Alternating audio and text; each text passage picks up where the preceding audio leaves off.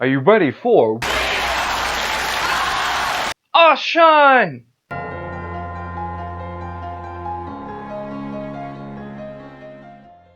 Hello and welcome to my channel. In this video, going to be discussing the Wheel of Osheim by Mark Lawrence III and final book in the Red Queen's War trilogy. Now, I had really been enjoying this trilogy in general. Jalan Kendeth is a completely different character than Jorg that we followed in the Broken Empire, of course, even though this is in the same world. And more than that, too, this trilogy really looks at, we still have very much individual plots that affect Jalan and Snorri and some other characters that we look at as well. But we also are really focusing on kind of the big picture items, the war between those who want to turn the wheel faster and basically make reality cease to exist, and those who want to turn the wheel back and make reality a bit more solid. And these things were teased a bit. I talked about just a little bit in the Broken Empire, and I was so curious to find out more. So getting into this trilogy, finding out that it actually has a lot of those answers was pretty great. This one does, it starts out, we do, because Mark Lawrence is a big fan of like time jumps and like flashbacks. And this does a little more than the other books did, but we start with Jalan all of a sudden in the middle of the desert.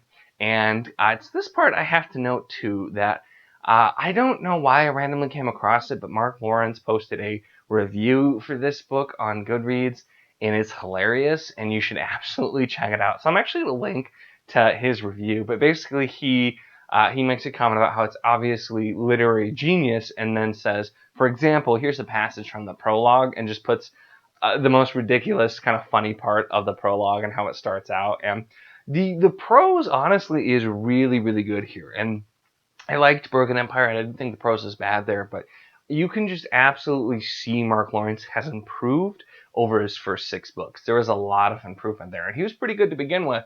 But this book especially is just like, I start reading it, and I'm like, dang, like the prose was just wonderful. Telling the bigger story was really good as well, too. And we get a lot of stuff going on in this one. We do have Jalan kind of on his own. We find a pretty clever way, I think, to have this also kind of parallel where Jorg was during the Emperor of Thorns book, because with all of these books, too, it's happening somewhat simultaneously to what Jorg is doing, and so there has been some crossover. In this one, we get a little bit more of that, too, with some different things going on, and it's just interesting how we see some similar things or see them at similar places, but they're going about so much very different things.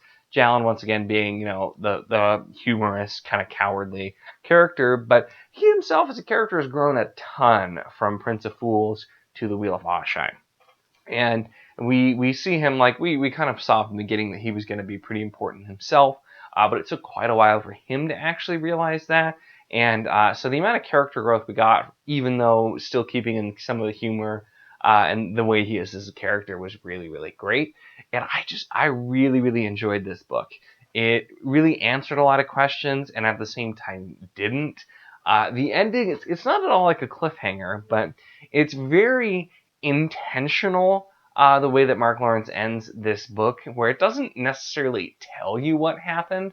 You just kind of have to decide for yourself. And you could assume what probably happened, but it's done in a very intentional way to just kind of make you think about it a little bit more. And I thought it was really fitting for the end of this book. It was, like I said, this was my favorite out of the Red Queen's War trilogy so far. And barring, because King of Thorns was my favorite in Broken Empire. I still think in a lot of ways I like Broken Empire more than Red Queen's War. But I absolutely think if you read Broken Empire, you should read this. And even if you didn't really like Broken Empire as much, you should still definitely read this, because tonally it's very different. You still have some of kind of the grimdark elements, but it's not really the same tone. We're following, like I said, a completely different character. There's a lot of humor. There's a lot going on as well, and just really good storytelling. And it doesn't so much fill in the gaps to anything with Broken Empire as complement it with the story that was happening going the other way. Jorg had his own plans. He wanted to become king, wanted to become emperor, wanted to do all these things. Jalen doesn't really want to do anything but go home, but that typically doesn't end up exactly working out for him. And he gets himself involved with, of course, the Wheel of Osheim. And we had this kind of mentioned all throughout this book. It does seem to... I probably shouldn't say that because that would be considered a spoiler. So we'll get back to that later. But we get a lot of information about it, and you can kind of figure out where and or what the wheel was based on the map here, and knowing that we're in like post-apocalyptic Europe. You can kind of figure that out. So that's all I'll say to have it be a little less spoilery. But it makes it very clear what the wheel was. And it talks a lot about, too, we actually get some really cool scenes where we get to hear kind of the half science, half trying to explain it to fantasy characters, which is honestly something I enjoyed with both of these trilogies, is you're not expecting it at first. It seems like a fantasy story, and then you realize the sci-fi elements, but having like an AI or like a futuristic character try to explain things to fantasy characters, for some reason, that works for me. I really enjoyed getting that. We get a little bit more of that here with some scenes, so it was really cool to see. But like I said, this really wrapped up quite a lot nicely. It was just a really, really good book. There was a ton of action, too. We get to see some full-scale battles, as well as the aftermath of some battles, some more of the unborn, and just cool fight scenes. And in case you forgot how the Liar's Key ended, we do get to see some passages with our characters literally walking through hell as well. So there was a ton going on here, and Snorri still, I feel like the character of Snorri kind of almost steals the show every book, because his plot lines just are a lot more personal and deep, whereas Jalen is still trying to get out of all of his.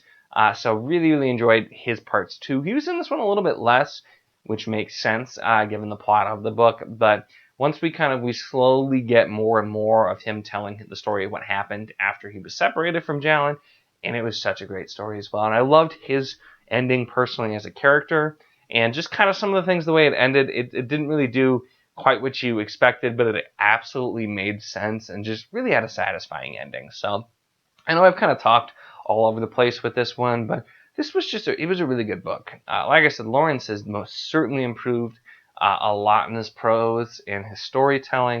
It was just a really tight, well-written book.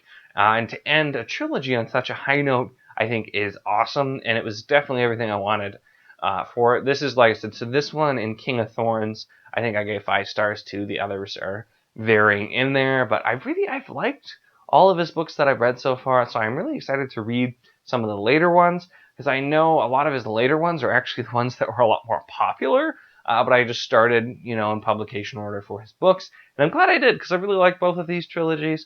I don't feel like either one is talked about a whole lot. A lot of people didn't like Prince of Thorns when they started reading that, for valid reasons, I will say.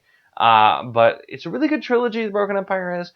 Red Queen's War is very, very different, also very good, and just answers a lot of questions. And I just really love the core concept of how the world got the way it is. You get a little bit more of that here, and it's just so fascinating. All of the explanations, the finding out more. That was the big thing I really wanted to know when I finished Emperor of Thorns. I'm like, we're not going to find more out about this. And so I'm actually really annoyed with myself for waiting so long to read this trilogy. I had a lot of other stuff to read, to be fair, but it answers so many questions, and it 100% made me want to go back and read Broken Empire 2. I feel like if you're doing a reread, you could trade off or read them kind of, every other the trilogy, and it would probably still kind of work. Of course, you wouldn't want to do that if you hadn't already read The Broken Empire, because the Red Queen's War assumes you have and will spoil some things big time. But it's just so fun seeing the way they cross over, and it didn't really ever feel clumsy either. It all really worked. It didn't feel forced. None of the interactions, they all made sense with the characters, why they were at the places that they were at. And so really just think this was well done, and a big bravo to Mark Lawrence. This is the second trilogy, like I said, I've read. I've really, really enjoyed. So I'm excited to check out more of Mark Lawrence's work with it as well.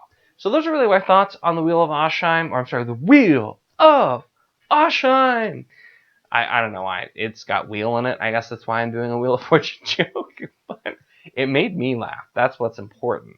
But really enjoyed this book. Would definitely recommend this trilogy. I know this video probably has limited use to people who haven't read even the first book yet, but there it is. Here's the video. So if you did make it to this point, enjoyed this video, make sure to give it a like. Let me know in the comments your thoughts on this trilogy or Mark Lawrence's other stuff in general, because I'm pretty excited to get some of those and read them as well. Of course, make sure to check the link down in the description for the Wizardly Duo Discord if you want to chat this book or any other books or really anything. We're always chatting, having a lot of fun over there in the Discord. And last but not least, if you'd like to see more of my content, then make sure to subscribe.